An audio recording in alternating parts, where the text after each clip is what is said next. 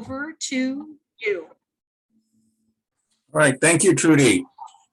Good afternoon. Might be morning, whatever time zone you're in, and welcome to Tuesday Explorers. We're excited to have this presentation by Jim Lewis. It's the first one for us for the new year, so Happy New Year to all of you too.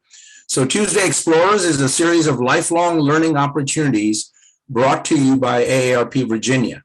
I'm Suba Sadi, an AARP volunteer community ambassador with AARP Virginia, and I'm talking to you from lovely Fairfax Station, Virginia. AARP is here to make your voice heard and provide information and resources on the issues that matter and to connect you with fun learning opportunities. We provide valuable educational, informational, and fun resources, things like webinars, teletown halls, discounts, and more. When it's safe to host in-person events, you'll be invited to attend. In the meantime, AARP will continue to offer programs virtually. We will have time for Q&A at the end of Jim's presentation, so please submit your comments and questions in the Q&A box as Trudy asked you to. I'd like to thank my co-host and helper today, Trudy Marotta.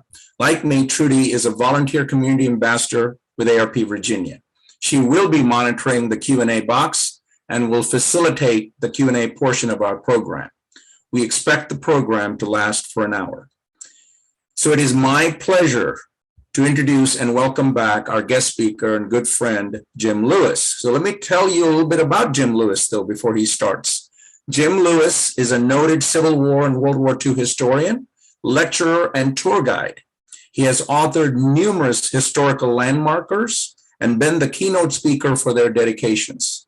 In recognition of his many historical contributions, he was once designated Lord Fairfax by the Hunter Mill District here in Fairfax County, Virginia. Today, Jim is telling us about fascinating circumstances that led to one of history's most brazen plots and the men who stopped it. Many people are aware that numerous attempts were made on Adolf Hitler's life. However, few are aware of any plot to take out the big three, FDR, Stalin, and Churchill during World War II. If successful, there is no doubt it would have changed the face of the war and may well have had serious implications for years to come.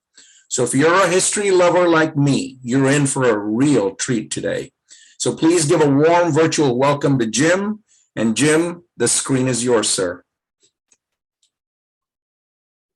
Thank you very much, Suba. I really appreciate it. It's great to be back with AARP, a little sabbatical over the winter, and I guess we're ready to roll. So anyway, I know you've got a number of good presentations coming up over the next several months, and I believe hopefully I'll be participating in a couple more at least. So anyway, this is an interesting topic, something that I really love to present. It pertains to a true story, and very few people are aware. Exactly my sweet spot for what I like to present to the public. So without further ado, let's go ahead and start. As Suba had mentioned, most are aware that there were numerous plots to assassinate Hitler. Beginning in 1932, there were no fewer than 42 plots that have been uncovered by historians. Even the Pope wanted to kill him. Operation Valkyrie, which you may be familiar with, Tom Cruise, is the most well-known, courtesy of a movie in 2008. And he played Klaus von Stauffenberg, who was one of the key plotters against Hitler at that time. However, few are aware of any plot to kill all three, as Suba had mentioned, or either one of the gentlemen, FDR, Churchill, or Stalin, or heaven forbid, all three. So, au contraire, what we have is that there was a plot to take him out. And November 18, 2003, all this changed as far as the information that we had regarding a presentation, if you will, by the Russian Foreign Intelligence Service at that time, called the SVR, who announced the publication of a new book. And I'd gotten a question here about new books or books pertaining to the subject matter. One of them is Tehran, TEHRAN -43. That's the year. Operation Long Jump, written by Yuri Kuznetsov, Kuznets, detailing a Nazi plot to assassinate the Big Three and the Soviets' involvement in foiling the plot.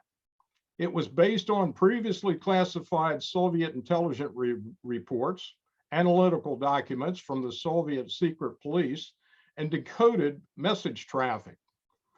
Vladimir Kirpichenko, a former deputy chief of the KGB First Main Directorate, and that's the foreign intelligence, who had access to the Moscow Center archival material in the Long Jump files, provided additional details that occurred in Tehran.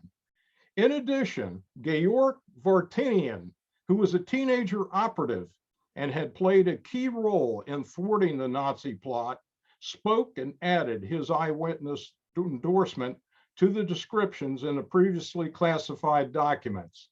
Now, we're talking a clandestine world, so you can really never believe everything, that's for sure. But understanding that these organizations also play politics all the time.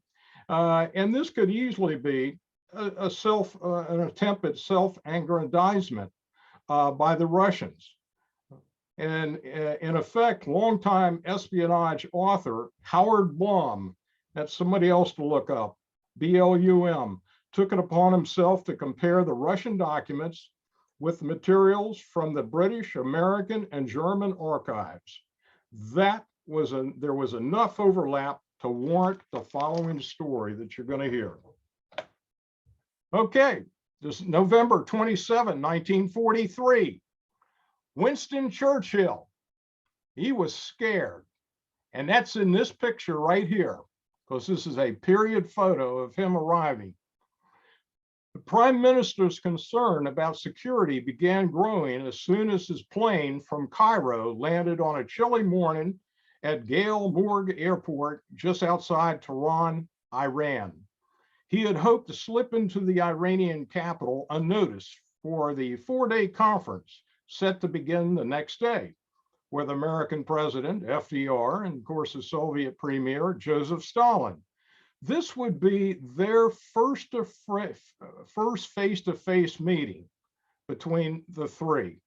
And this would determine a broad strategy, that was the intent, for a final push through Europe. It would become known as the Tehran Conference, code name Eureka, and was supposed to be held in the utmost of secrecy. So why was Churchill scared? Well, here we go. Shortly after getting off the plane, he's confronted by a small welcoming ceremony hosted by the British ambassador. This would prove to be a minor annoyance compared with the upcoming fiasco as his car pulled out of the airport.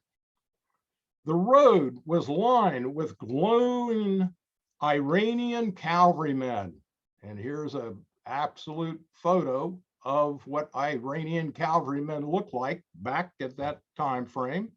They're sitting on their mounts, each rider decked out in brightly colored comic opera uniforms. And this is the cavalrymen at the time, as I mentioned.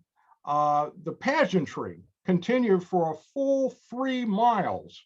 And all a fuming Churchill can think about was that this gaudy display basically was an announcement to any evil people that somebody of consequence was coming, while at the same time precisely highlighting his route. Churchill's initial apprehension turned into a sickened fear when his car turned into the block leading to the British Embassy compound. And this is that compound right here. And this was going to be his home during the conference. A roadblock forced his car to a sudden halt, And as he sat in the rear of the open top car, he felt as though he might as well have been or had a bullseye pinned to his back. There was no defense at all against 2 or 3 determined men with pistols or bombs. All he could do was find solace in a wry irony. Quote, if it had been planned out beforehand to run the greatest of risk and have neither the security of a quiet surprise arrival nor an effective escort, the problem could not have been solved more perfectly. Okay, on the other hand, FDR. This is a period picture, folks.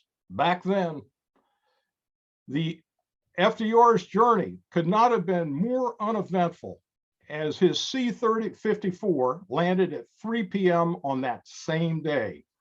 FDR's route, basically, he had come across the Atlantic by way of the USS Iowa and then flew on a plane to Tehran.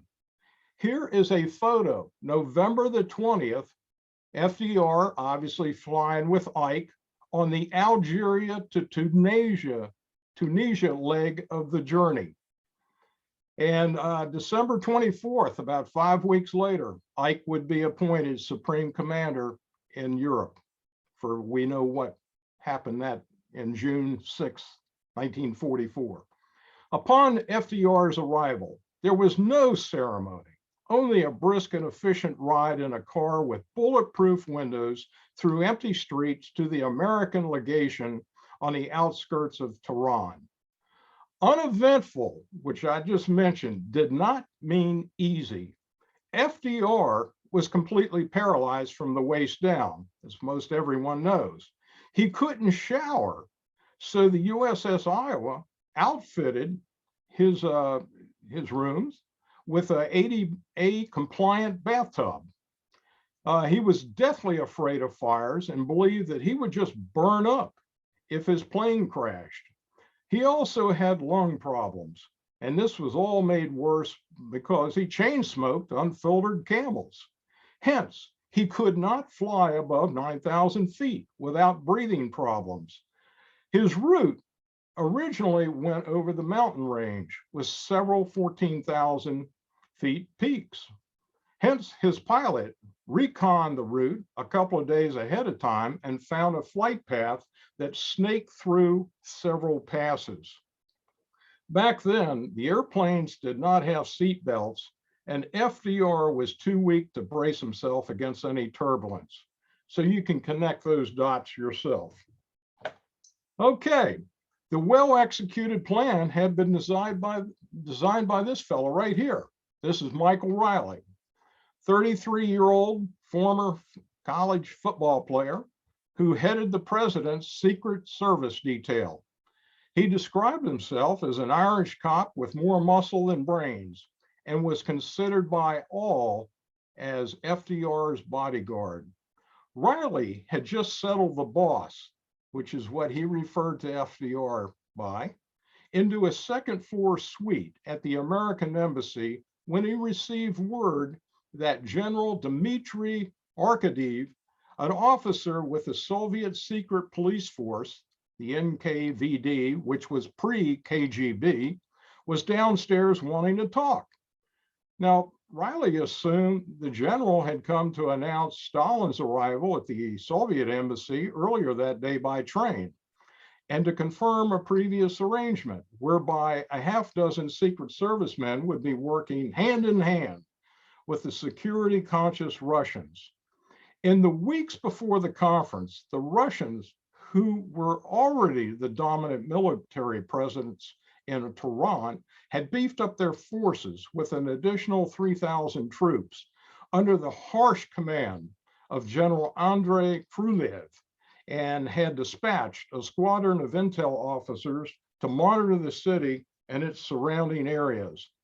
After seeing the general's face with his damp jowls and his blank hangman's eyes, Riley realized he had misjudged the purpose of Arkadev's visit. Arkadev gravely announced that the Nazis had dropped 38 parachuted commandos around Tehran over the past few days. This is actual film footage, if you will, a photo of the Germans coming down in Crete in May of 1941. So the general paused dramatically before continuing on in the same low voice to state that they had been captured by his men. Riley breathed a sigh of relief and blurted out the first thought that came to his mind, and that is, "Are you sure it was 38? Then he realized it was an inane question. The general replied, "Very sure." And he said, "We examined the men we caught most thoroughly." Riley felt much better, knowing the threat had been removed and the president was safe. Then the general admitted that all 38 parachutists had not been captured. 6 highly trained, hand-picked, and heavily armed Nazi commandos with special weapons were still on the loose.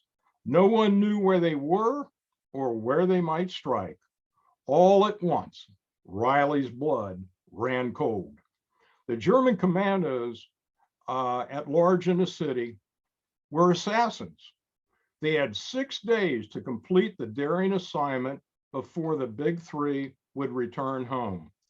Their mission, it was codenamed Operation Long Jump, was to kill Roosevelt, Churchill, and Stalin at the Tehran conference.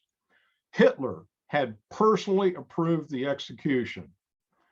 Now, here's one of the books by Bill Yenny, and he's a prolific author of nonfiction books, plus 10 novels, and his work has also been selected for the Chief of Staff of the Air Force reading list. And you might want to notice the subtitle right here, Greatest Assassination Plot in History. It's interesting. This is so significant of material, but very few people have a clue that this ever occurred. So why was this mission improved? Well into 1943, the war's not going too well for Germany. The Eastern Front was beginning to collapse. The Allies had captured Sicily, with mainland Italy obviously next, and that was Churchill's self-proclaimed soft underbelly of the Axis, and the inevitable invasion of Europe was looming. Here's the Atlantic Wall that Hitler was building, 3,000 miles long. You've heard of this, I'm sure. Hence, Hitler was becoming desperate in an attempt to turn the tide of the war. Most of his Nazi leadership had also quietly conceded that victory on the battlefield was now a lost cause. The outcome of the Casablanca Conference, and that was earlier, January 14th through 24, between FDR and Churchill had dashed any hope for a negotiated peace by way of an agreed-to policy of unconditional surrender. Stalin had not attended that conference because he was tied up with Operation Saturn, which was a major effort against the Nazis. And here's the paper, Wilmington. You can see what the headline and everything, referring to unconditional surrender. With those clear and unyielding words, the Nazi high command realized they would have to answer to Allied military tribunals for their unforgivable crimes, and retribution was inevitable.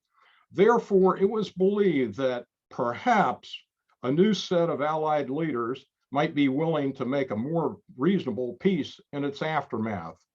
They were also cognizant that German spies had reported that both leaders could have been eradicated at Casablanca. Hence, it was agreed that any such opportunity should not be wasted in the future. Just maybe, the shock of such a devastating loss could change everyone's fortunes.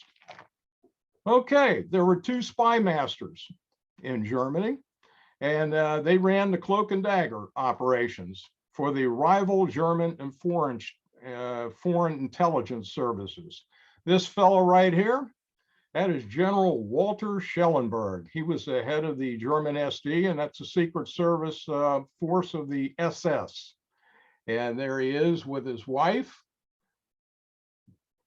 obviously full of himself, walking anywhere that he did.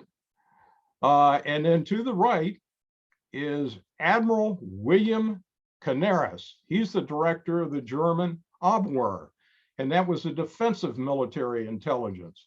Now, when I saw this fellow and I looked him up on the internet, I couldn't help myself. I had to shove this guy in there too. Because to me, they're almost identical. Of course, that's Boris Karloff. Anyway, neither believed that a bold assassination mission on the scale of Operation Long Jump would be successful. The three Allied leaders were arguably the most closely guarded men in the world. Planning the logistics and the operational challenges made it nearly an impossible mission. Okay, September 12th, 1943. In an attempt to keep Italy in the war effort, Hitler personally ordered a supposedly impossible commando raid called Operation Oak, O-A-K, which unbelievably succeeded. 12 German gliders, and here you see, and this is an actual photo, folks, of where they landed, and that's the hotel up here. I'll mention that in a second.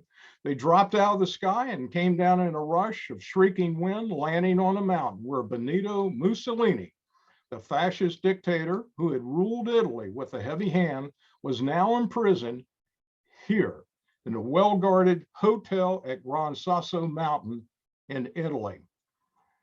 Captain Otto Skorzeny, if you've not heard of this fella, you're going to learn about him shortly. He led his men racing into the hotel, and the Italians surrendered in 12 minutes without firing a shot. So Skorzeny was a pioneer in the SS Spec Ops, and he had been given operational command of the mission. And there's Skorzeny, there's Mussolini. Now, this is a close-up of Skorzeny. I have no comment. It's pretty obvious. Just 3 days later, Skorzeny and Mussolini were having a celebratory midnight tea with the Fuhrer at his secluded headquarters deep in the woods of East Prussia. And here he is getting an award from Adolf, and Adolf gave him Germany's highest military honor, the Knight's Cross. Mussolini would also give him an award, and it was called the Order of the 100 Musketeers. Skorzeny, an imposing figure at 6'3", was known as Hitler's attack dog. And he was touted in the press as the most dangerous man in Europe. This scar right here, that I'm sure you saw right away, was earned in a ritualized university frat fencing duel. He was a highly talented fencer. He fought duels of combat 15 times, and he received this lifelong scar during the 10th engagement. He coveted that scar as a mark of bravery and the image of a warrior on mentality, whatever the circumstances. Here he is, real time after that 10th engagement, and what he looked like right after he got cut up. So in December of 1942, Operation Barbarossa, he was hit in the back of the head by shrapnel from a Russian rocket. He refused treatment except for a bandage and a glass of schnapps. So this is a bad boy, needless to say. Now, for the first time, Schellenberger and other members of the high command began to believe that if Skorzeny, newly promoted to major, could pull off Operation Oak, well, why not another one? Hence, Skorzeny was also chosen to develop Operation Long Jump. Mid-October, the German intelligence was aware of an upcoming conference by way of intercepted diplomatic cable traffic and references in the press. FDR, Churchill, and Stalin would all be conveniently assembled in one site, but the location and the date of the conference remained top secret. Without these two crucial bits of intel, even the most dangerous man in Europe wouldn't be able to launch an attack. Late October, this is all 1943, Schellenberger received an offer from a man claiming to be the valet of the British ambassador in Ankara, Turkey, who had an unethical habit of bringing confidential documents home for reading. And some of those documents proved to be the British military plans, strategies, and details of secret negotiations. He had previously been warned about leaving his key and document boxes unattended. Well, in return for 20,000 pounds of sterling, now at the time, that's about $100,000 in wartime dollars, he would hand over photographs of the most secret documents of the British embassy. After much angst, Schellenberger decided his agent should accept the offer, even though he had serious misgivings about the veracity of the informant. To assuage his concerns, the currency he handed over was counterfeit. However, when Schellenberg examined the product, he rejoiced as the documents were, quote, quite breathtaking. The following week, highly secret correspondence between the British Embassy in Ankara and the Foreign Office in London began arriving. So impressive was the information that the valet, and here he is right here, his name was really Eliza Bosna, was quickly given the code name Cicero after the renowned Roman orator, because the stolen paper spoke so eloquently. The Brit intelligence would later call him the most dangerous Axis spy in World War II. Here's a book about Cicero. That's one of his tools that he used, obviously, a camera. Now, what was the other tool? You can't see it here. It was a clothes brush. Because what he would do is take the ambassador's jacket off or coat, and he would take a clothes brush and brush down the coat and give it back to the ambassador. So that was another way he was able to get information off the ambassador. And not the least of which, in America, the movie Five Fingers, The Five Fingers, about a famed double agent in 1952, starring James Mason, was produced. And that's about Cicero. Now, the second week of November, by way of Cicero's information, Schellenberg found out the big three would be meeting in Tehran, a city in the mountainous north central Iran. Okay, Tehran was chosen as a location for the meeting for a couple of reasons. It was the southern route for the land lease materials program being shipped from the United States to Russia. And here's the Straits of Gibraltar, and here's Tehran, Iran. This is the way the land lease program got supplies into Russia, right here. So they'd come down to port and come across and up. Additionally, Stalin was unwilling to travel far from Russian territory as he was supposedly terrified of air travel. However, it was Tehran or nothing. Schellenberger was convinced the operational gods had shined on him on this mission. In the war's early years, agents of the military intelligence and SS Security Service had gone undercover in Iran, building networks and assets and finding safe houses. Despite the Allied invasion of the country in August 1941, two of the German penetration agents had remained active, one in Tehran and one in Tribal Hill country. In addition, new teams of sabotage commandos had parachuted into Iran and established procedures for aerial insertion missions, delivered radio transmitters capable of communicating with Berlin, and reinforce the wavering tribal commitment to the Reich. Now, on top of all that, they had Otto Skorzeny, the very tactician who had supervised the training and execution for these recent covert missions into Iran. And he had been chosen to lead this mission. It was as if unforeseen forces had fit the pieces together, propelling the events with an inexorable momentum and the inevitability of a Greek drama. The impossible now seemed possible, even predestined. Okay, as the Germans set feverish preparations for Operation Long Jump in motion, a seemingly routine request to the SS Section 6's Iranian desk was made to provide Schellenberg with daily weather reports for the Iranian cities of Qazvin and Qom. I may not be saying that properly, but that's the way I'm going to say it today. Roughly 80 miles northwest and southwest of Tehran. For the week beginning 23 November, that order would have ramifications. The desk man in charge dutifully prepared the information and regularly passed it on to the SS general. He had no knowledge of what sort Operation Schellenberg was mounting, but it apparently involved aerial insertions into Iran.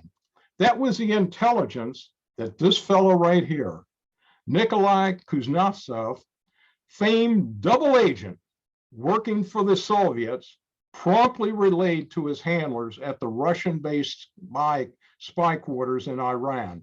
Here he is in a Soviet uniform. Here he is wearing the Wehrmacht as a Wehrmacht officer. Okay, the NKVD, Russian spy masters, however, immediately understood the importance of this information. The Nazis were sending commando teams into Iran to target the Tehran conference. So when the Nazi commandos floated down in darkness to the Iranian desert, the Russian forces were waiting. Most of the parachutists were shot out of the sky and killed before they even reached the ground. Several, however, were captured and interrogated. It was during their questioning that the Russians learned that one plane carrying a team of commandos had blown off course, landing near Qom. And these 6 assassins were still at large, commanded by SS Major Rudolf von Holtenflug. Mike Riley, again, FDR's bodyguard, had no doubt that, quote, half a dozen fanatics with the courage to jump from airplanes at night could probably figure out some way to get a shot in. He also suspected, quote, it was logical to assume that with the Nazi shooting, one shot would be plenty, unless Riley could stop them. He needed to find the killers before they attacked. And here is a photo of one of the commando teams that was dropped into Iran. This fellow right here was the commander, Franz Marr. Okay, the night of November 27th, early morning 28th, William Averill Harriman, over here on the left, American ambassador to the Soviet Union, was summoned by this fellow right here, Molotov, the Soviet foreign minister, to an emergency meeting. There, Harriman received both a warning and a threat. The warning was succinct, quote, the risk of an assassination of Mr. Churchill and Marshal Stalin while coming to visit President Roosevelt was very real, unquote. The American legation, after all, was dangerous miles away from the walled compound in the city's diplomatic district that housed both the British and Soviet embassies. The threat was no less ominous. Quote, we would be responsible for any injury that Marshal Stalin might suffer in driving through the town to consult with FDR. Translation, this guy would be history permanently. So November 28th, early that morning, 9 a.m., Harriman, who had traveled from Moscow to Tehran for the conference, knocked on the door of the president's bedroom in the American legation. Molotov had not just thrown thunderbolts, but he had also offered a suggestion. He reiterated his previous invitation for FDR to stay in a Soviet embassy. With Nazi assassins on the loose, it became a necessary precaution. Harriman supported this suggestion and told FDR so. Churchill also supported the offer. And when FDR queried Mike Riley, he too was in, quote, in complete agreement.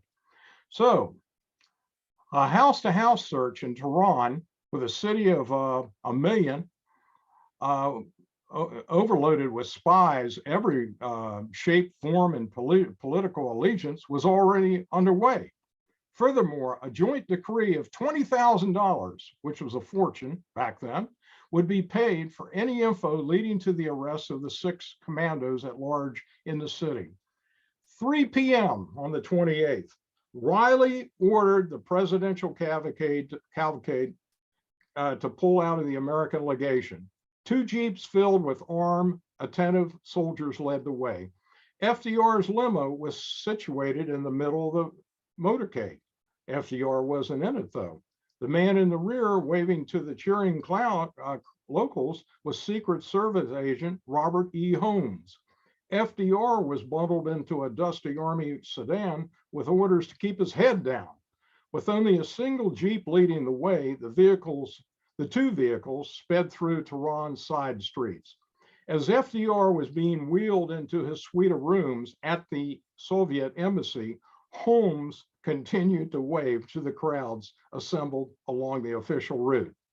And here is a photo of the Soviet embassy. You will see these stairs again shortly. Okay, why did Stalin insist that he play host at the conference? Well, why? He supposedly had a direct telephone line to Moscow. And he said it was essential for him to conduct the war on the Eastern Front while all this was going on. Of course, FDR's room was bugged.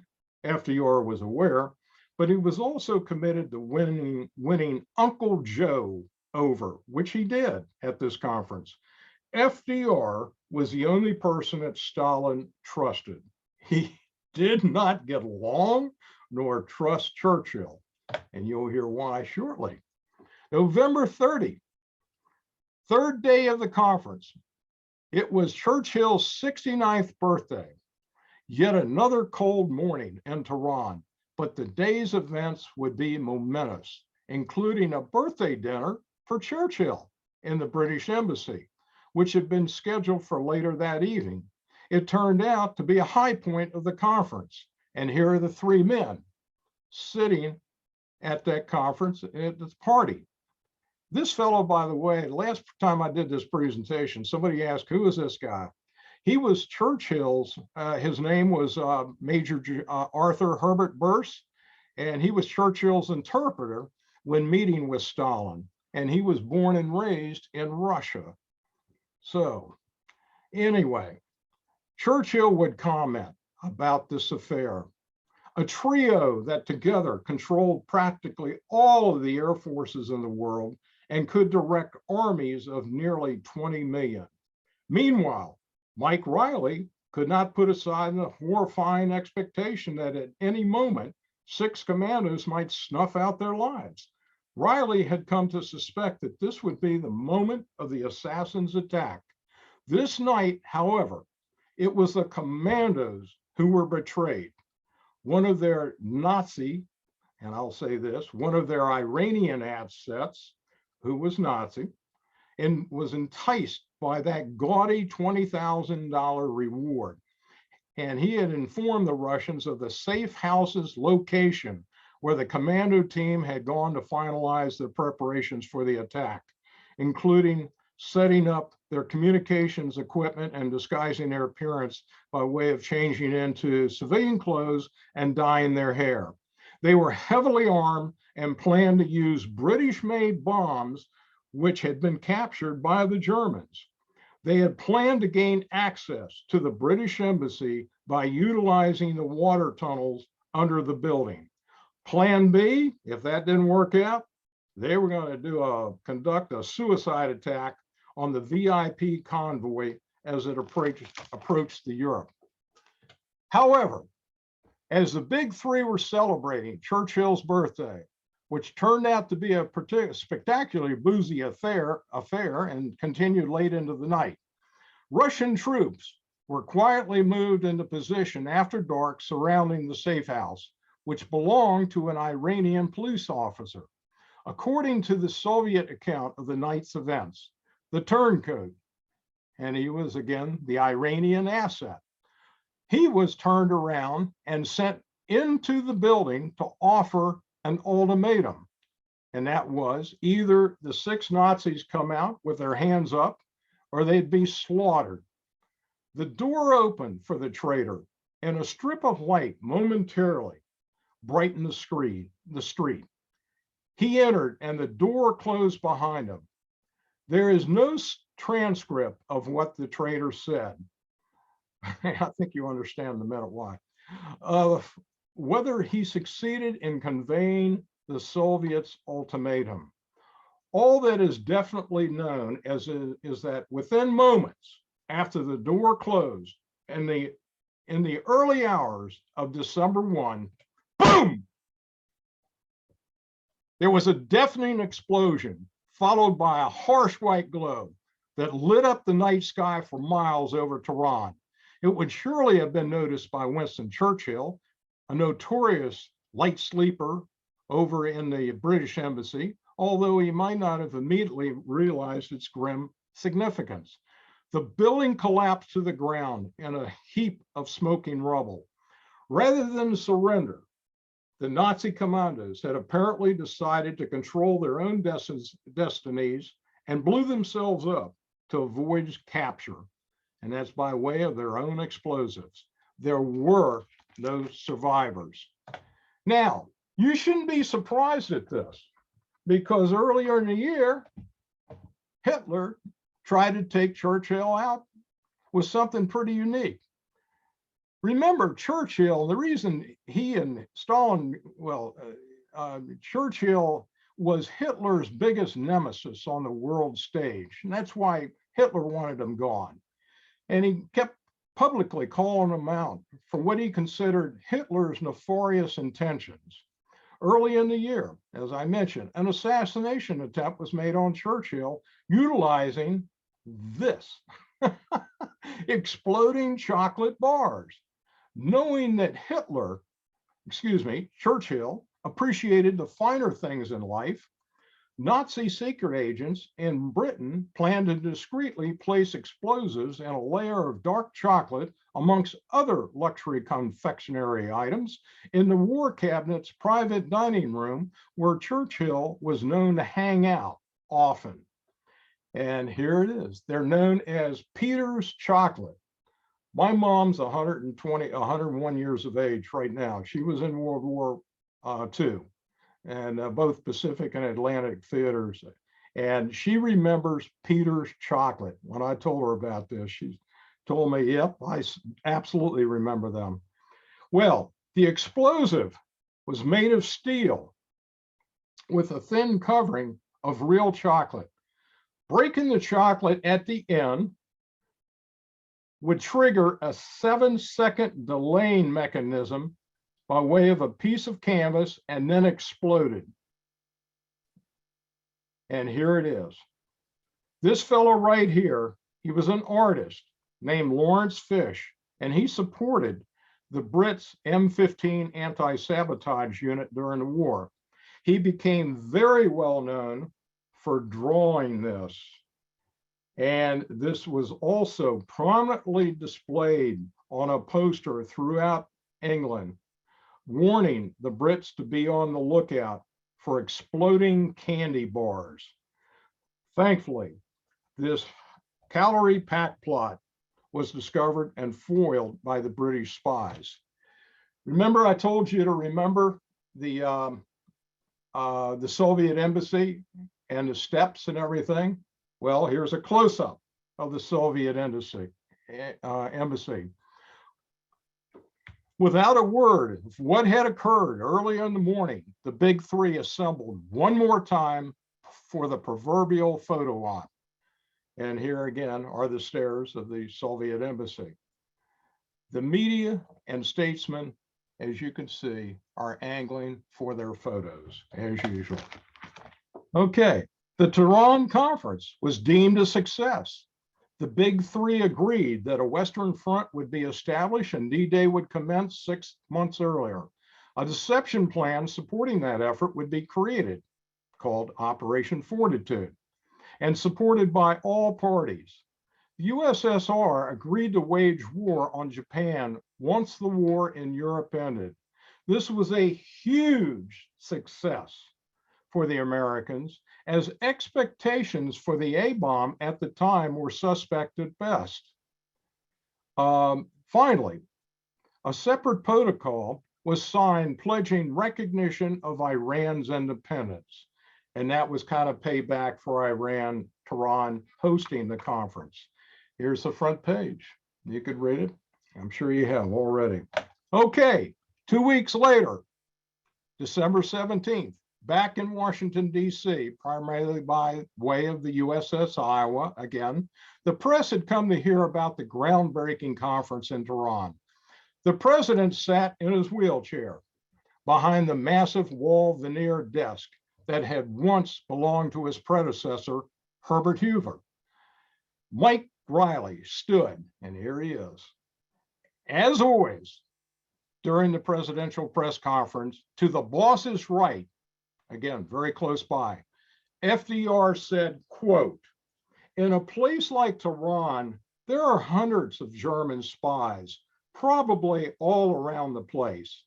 I suppose it would make a pretty good haul if they could get all three of us going through the streets."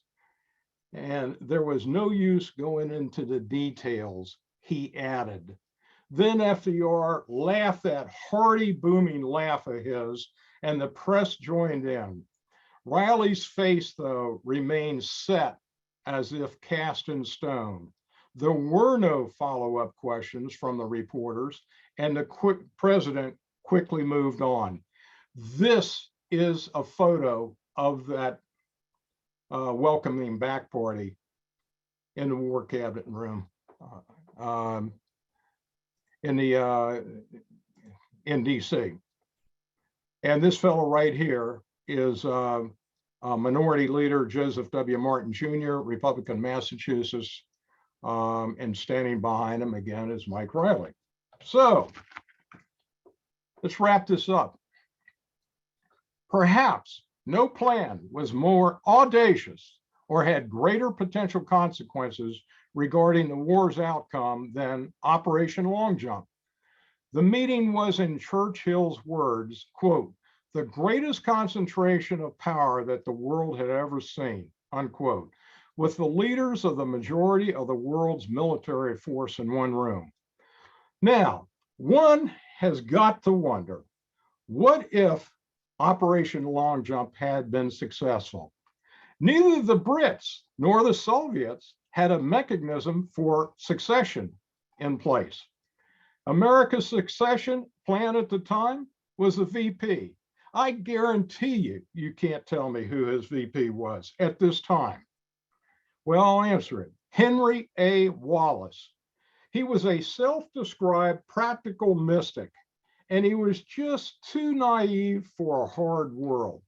And his trip later on into East Asia would turn into a disaster. FDR had 3 vice presidents in his 4 administrations: Garner, Wallace, and of course, Truman, which everybody knows. FDR considered his VPs as purely pawns for electability purposes and rarely confided in them. Now, the most well-known example of that is Harry Truman. When FDR died, Truman had absolutely no clue how the war was being prosecuted. He never saw or even knew about the existence of the White House map room.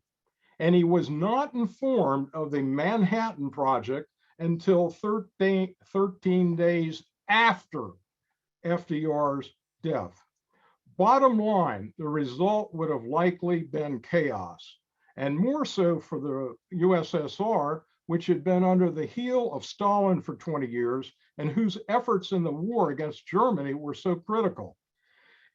Churchill and FDR's death would have also meant the possible end to the doctrines requiring Germany's unconditional surrender.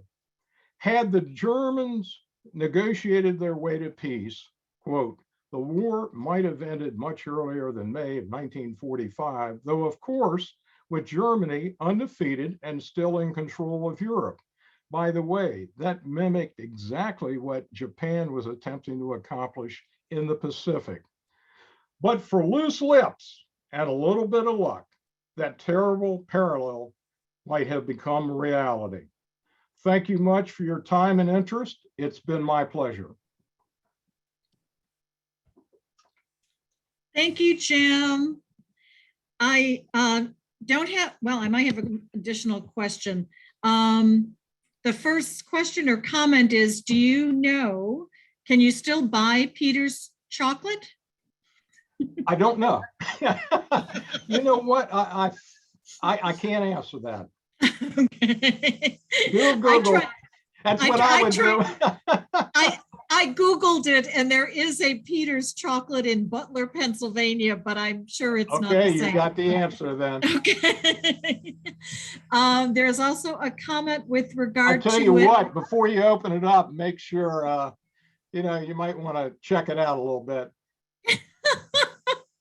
Break it off Yeah. 7 seconds away from the product. Yeah, get a Okay. magnet or something and just make sure it doesn't stick. Okay. Another one of our guests has commented that there is another book called The Daughters of Yalta. Later at the Yalta conference, the big three plus Harriman had their daughters there as well. And this is talked about in a book from the daughter's point of view called Daughters of Yalta. Are you familiar with that book at all, Jim? No, I'm not. Okay, it is a real book. The author is Catherine with a C, Katz, K-A-T-Z, and it's available wherever you find your books. I'll look it up. Okay. Daughters of Yalta? Daughters of Yalta. Okay, great, thanks.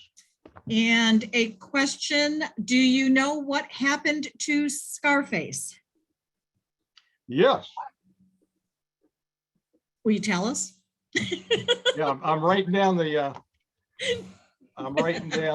book name. This is pretty cool. Oh. Let me just look at a couple notes here as I go through this chronologically. Okay. Everybody's familiar with the Battle of the Bulge. You remember there are about 2,000 commando Nazis that was able to go into the American sections or sectors and portray American soldiers. They turned signs around. They did all sorts of things. Otto was he was the perpetrator for that effort at the Battle of the Bulge. May 16th, 1945, he surrendered. And I put because I had a bounty on him. And then he spent 2 years as a POW. In 1947, he was tried at the Dachau trials for masquerading as Americans. And ironically, he got off because the Americans were doing the same thing to the Germans. So, okay, time out. We can't, we can't convict them.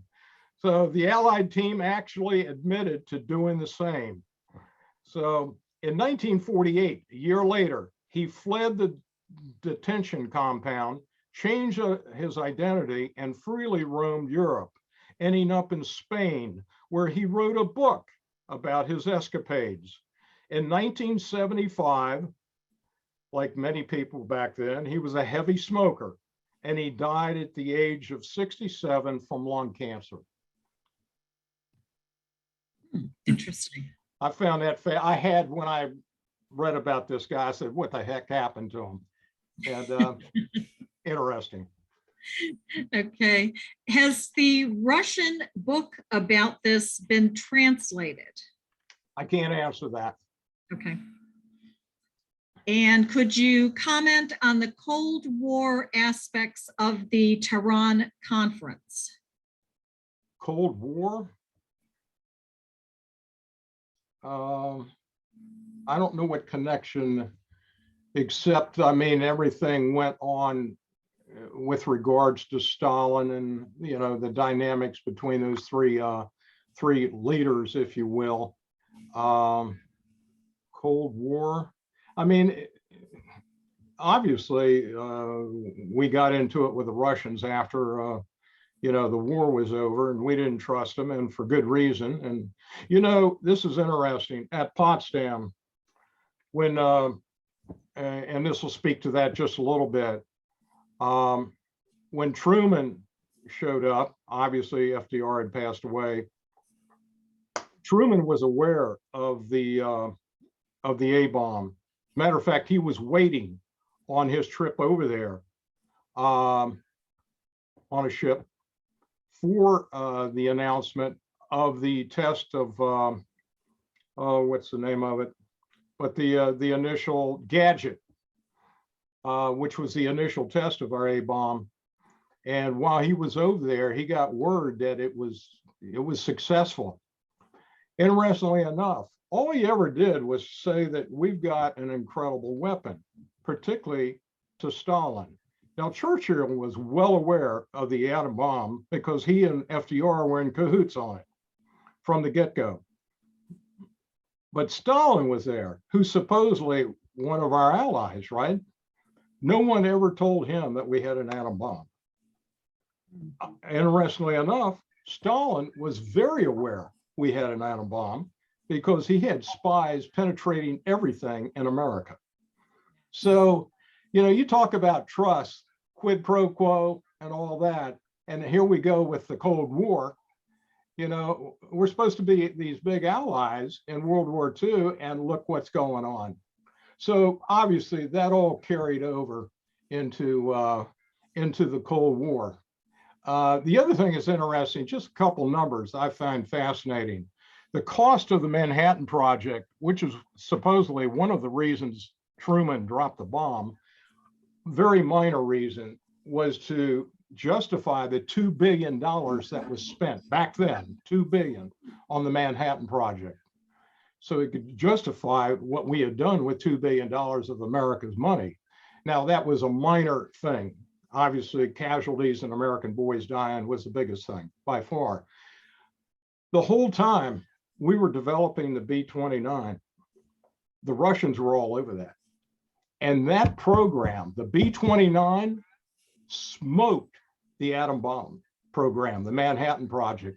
The B-29 cost $3 billion to develop and go through a project. I find that interesting. As you'd always think with all those hundreds of thousands of people involved in the Manhattan Project, it had to be more expensive. Not the case. It was 2/3 the price. Exactly. Anyway, we are. I don't know if that's a good answer, but that's what I'm going to stick to. I think that's an appropriate answer. Okay. And we are at the 3 o'clock hour. So I'm going to thank you, Jim, and turn the program back over to Suba. Okay. Thanks, Trudy. Hey, Jim, before I do a wrap up, just one quick question on the commandos. Were they all hunted down and killed? The German commandos? Well, they were either shot out of the air or they blew themselves up in that safe house. Got it. And for some reason, left took their lives to that safe house. Okay. And the conference in Tehran, what happened in Casablanca then? For some reason, I thought something happened in Casablanca. That was earlier. Okay. in 43, and that was again between FDR and Churchill, because Stalin couldn't make it. And that's where they agreed on the biggest thing was the unconditional surrender. But Okay. they did agree on other tactics and everything. But the biggest thing that came out of there was unconditional surrender, which dramatically affected the hierarchy within the German, organization, because they knew they weren't getting away. That's Okay. why they started doing crazy stuff. And eventually, Hitler was into crazy stuff anyway. Okay, thank you for that. I knew something had happened in Casablanca, but Casablanca was the roadmap towards Tehran. Absolutely. Okay, that's the thing I learned today. So anyway, Jim, thank you for another excellent presentation. So on behalf of ARP Virginia, way to us to get kicked off on our Tuesday Explorer series, Jim. You shared some valuable time and knowledge with us this afternoon. We'd love to get your feedback on today's program and ideas for future programs. In the chat box, you'll see a link to a survey. Please click on the link and take a few moments to share your feedback with us. We'll also send this link in a follow-up email later today. As Jim mentioned, and as I've mentioned, we've got some Tuesday Explorer series coming up. We invite you to celebrate Black History Month with us in February. Our Tuesday Explorer programs in February will focus on the rich contributions of African Americans to our local communities and beyond. Join us to learn about Tinner Hill in Falls Church, Virginia, where the first rural branch of the NAACP was initiated in the U.S. View portraits from the National Portrait Gallery of African Americans whose lives and achievements have contributed to the history and development of our nation, and learn about the early history of the birth of Black basketball.